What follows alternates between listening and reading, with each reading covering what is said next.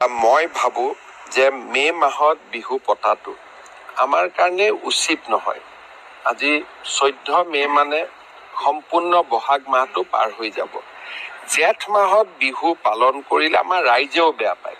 গতিকে কোনোবাই যদি পালন কৰিবলগীয়া আছে অহা 2-3 দিনত পালন কৰি শেষ কৰি দিলে মোৰ কোনো আপত্তি নাই। কিন্তু জেঠত অবতৰীয়া বহাগ পালন কৰিলে আমাৰ জাতীয় জীৱন বা আমাৰ যিটো পৰম্পৰা সি কষ্ট পায়। এটাটো সেনাবাহিনী বা ভাৰত পাকিস্তানৰ কাৰণে আমি কৈছিলোঁ, কিন্তু জেঠত বিহু পতাটো ঠিক নহয়। কিন্তু বহুত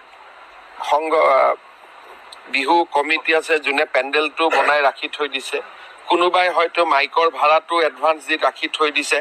তেনেকুৱা ক'ৰবাত যদি 2-1 15 তাৰিখৰ আগত কৰে মোৰ কোনো ক'বলগীয়া নাই। কিন্তু 15 তাৰিখৰ পিছত বিহু নাপাতিবলৈ মই ৰাইজক অনুৰোধ কৰিম, কাৰণ আমাৰ বাপতি সাহোন বিহুটোৰ অসন্মান হ'ব নালাগে। গতিকে সেই কথাটো ৰাইজে দৃষ্টি ৰাখিব। কিন্তু যিটো কথাৰ কাৰণে মই আবেদন কৰিছিলোঁ সেই বিষয়টো এতিয়া নাই।